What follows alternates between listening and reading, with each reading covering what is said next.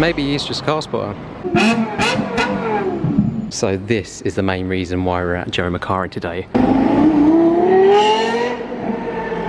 Just been attacked by pigeons.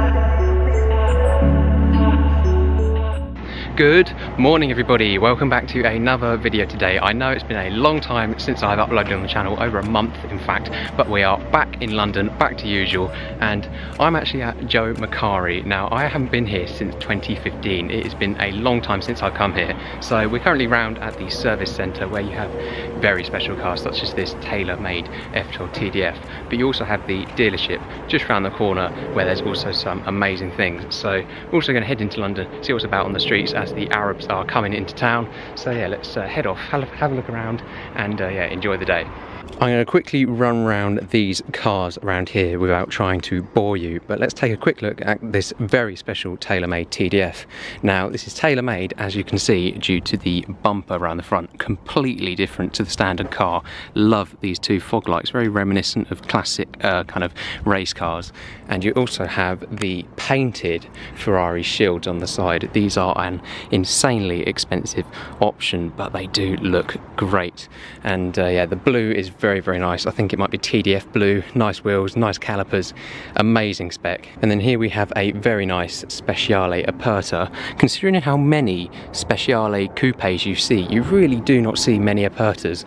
I've only seen about 3 in the time that they've been out, but this is kind of the launch spec with the nice stripe over the back splitting out across the wing there. And then behind me we have 2 launch spec Challenge Stradales. Now the Challenge Stradale is a very special car to me because it is the first car that I had a supercar experience in. Now it was actually back in 2010 when I had my first experience in a supercar, being one of these, and at the time I had no clue what it was. Now I can really appreciate the specialty of this car. The sound is amazing. It's more of a race car than a road race car. So this car actually came about from being filtered down from the 360 Challenge car, rather than nowadays normal road cars being made up to more race specifications, such as the F430 Scuderia, as you can see here.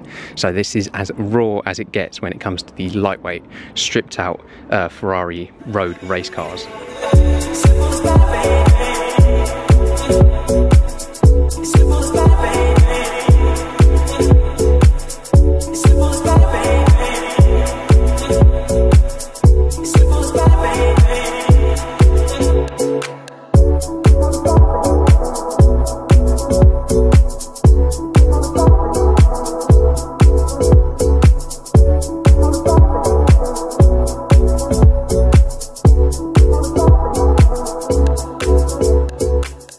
Welcome inside one of the best dealerships in the UK, Joe Macari. Let's take a look around some of the stock really quickly because there's one car that I really need to draw your attention to.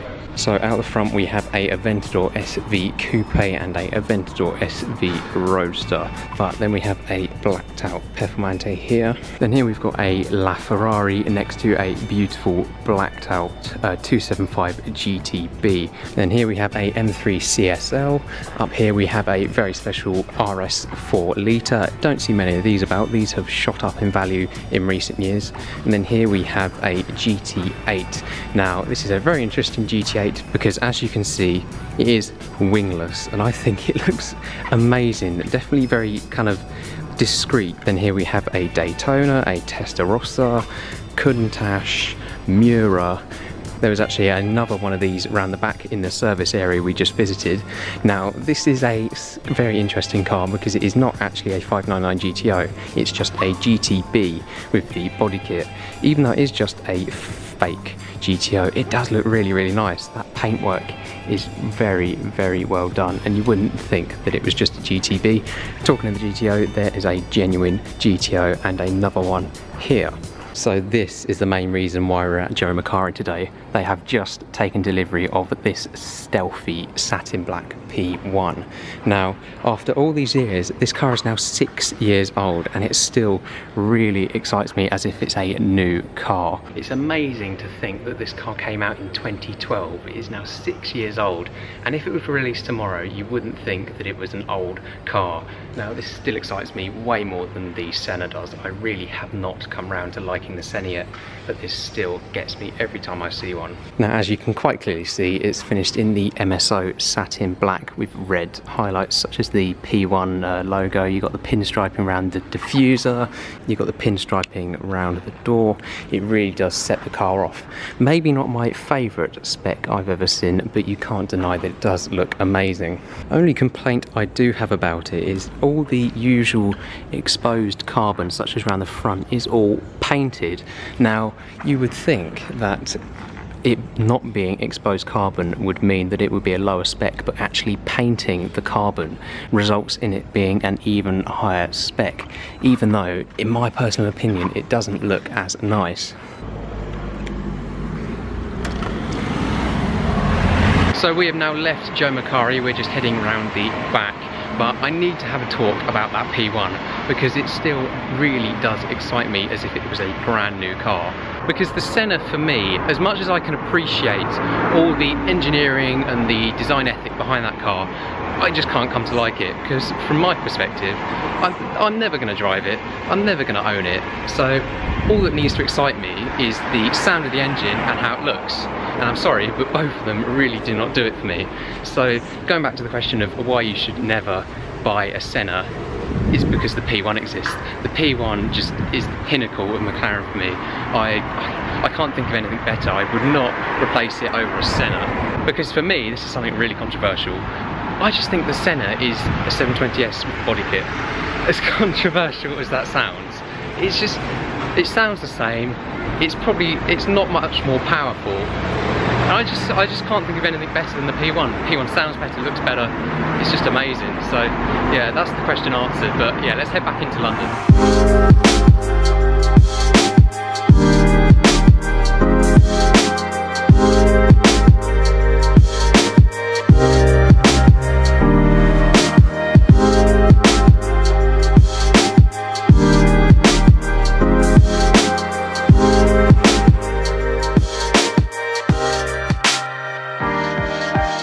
So welcome back into central London after visiting Joe Macari, and we're greeted by this highlighter yellow SV. So whilst we've got a traffic warden writing a ticket for the car, I think it's best to just appreciate it whilst it's still here. Never seen a Lambo in this colour before. Not quite sure what colour it is, but there's a white one behind it as well. Is this clickbaitable YouTube content? Penalty fine. Yep, that just happened. So there is now an LFA Nürburgring Edition coming apparently. Oh, here it is.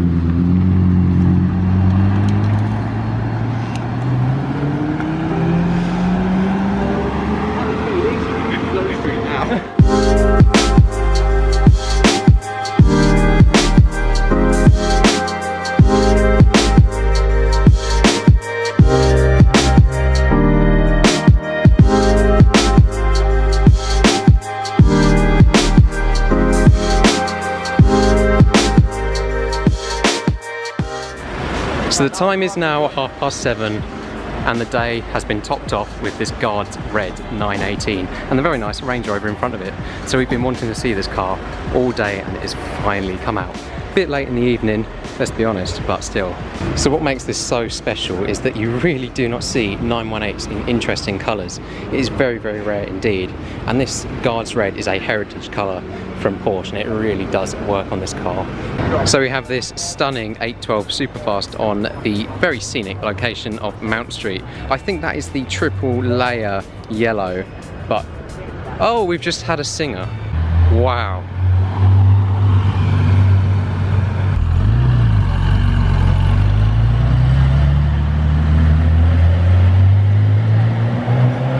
I do love a Singer. They're amazing pieces of art, especially the ones you saw at Festival Speed.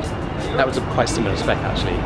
Yeah, forget the 812 that's over there. We've just been attacked by pigeons.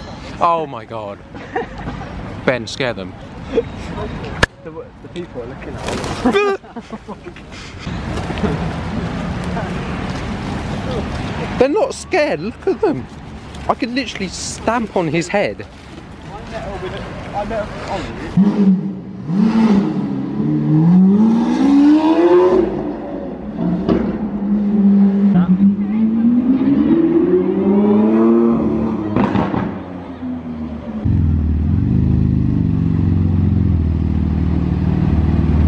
Right, so with that 918 spotted, I'm going to call it a day. It's definitely the latest I've ever stayed into London. It's nearly 8 o'clock. By London standards, that's still quite early, but for me it's very late. It's been an amazing day. Definitely really cool to head over to Joe Macari. First time I've been over there in about 4 years now. But for now, thank you for watching. If you have enjoyed, don't forget to like, subscribe, and I'll see you in another video very soon.